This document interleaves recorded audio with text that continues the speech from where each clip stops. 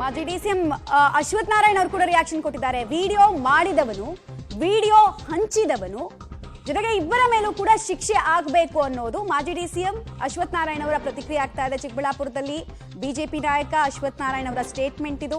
Video ಮಾಡಿದವರು, video ಹಂಚಿದವರು ಎಲ್ರಿಗೂ ಶಿಕ್ಷೆ ಆಗಬೇಕು ಅನ್ನೋದು ಅವ್ರ ಮಾತು. ಈಗಾಗಲೇ ಸಾಕಷ್ಟು ಇದ್ರ ಬಗ್ಗೆ ಚರ್ಚೆ ಆಗಿದೆ. ಒಂದು, ಈಗಾಗಲೇ ನಮ್ಮ ನಾಯಕರು ಹೇಳಿದಾಗೆ ಅಶೋಕಣ್ಣನವರು ವಿಡಿಯೋ ಮಾಡಿದವರು, ವಿಡಿಯೋ ಹಂಚಿದವರು ಇವರಿಬ್ಬರ ಮೇಲೂ ಶಿಕ್ಷೆ ಆಗಬೇಕು. ಒಟ್ಟು ಯಾರೇ ತಪ್ಪು ಮಾಡಿರ್ಲಿ ಶಿಕ್ಷೆ ಆಗಬೇಕು ಅನ್ನೋಂಥದ್ದು ನಮ್ಮ ಒತ್ತಾಯ. ಈಗಾಗಲೇ ಸಾಕಷ್ಟು ಇದ್ರ ಬಗ್ಗೆ ಚರ್ಚೆ ಆಗಿದೆ. ಒಂದು, ಈಗಾಗಲೇ ನಮ್ಮ ನಾಯಕರು ಹೇಳಿದಾಗೆ ಅಶೋಕಣ್ಣನವರು ವಿಡಿಯೋ ಮಾಡಿದವರು, ವಿಡಿಯೋ ಹಂಚಿದವರು ಇವರಿಬ್ಬರ ಮೇಲೂ ಶಿಕ್ಷೆ ಆಗಬೇಕು. ಒಟ್ಟು ಯಾರೇ ತಪ್ಪು ಮಾಡಿರ್ಲಿ ಶಿಕ್ಷೆ ಆಗಬೇಕು ಅನ್ನೋಂಥದ್ದು ನಮ್ಮ ಒತ್ತಾಯ. ಬಿಜೆಪಿ ನಾಯಕರು ಎಲ್ಲರೂ ಕೂಡ ಒಂದಷ್ಟರ ಮಟ್ಟಿಗೆ ಅಸಮಾಧಾನವನ್ನಂತೂ ವ್ಯಕ್ತಪಡಿಸ್ತಾ ಇದ್ದಾರೆ. ತೀರಾ ಲೇಟ್ ಆಯ್ತು ಪ್ರಜ್ವಲ್ ಅವರ ಪ್ರತಿಕ್ರಿಯೆ, ಪ್ರಜ್ವಲ್ ಅವರ ರಿಯಾಕ್ಷನ್. ಅವತ್ತು ಮಾಯಾ ಆದವರು ಇವತ್ತು ಪ್ರತ್ಯಕ್ಷ ಆಗಿದ್ರೆ ಅಟ್ಲೀಸ್ಟ್ ಈಗಲಾದ್ರೂ ಬಂದು ಬೇಗ ತನಿಖೆಯನ್ನ ಎದುರಿಸಿ ಆರೋಪ ಮುಕ್ತರಾಗಿ ಅನ್ನೋದು ಅವ್ರ ಮಾತು.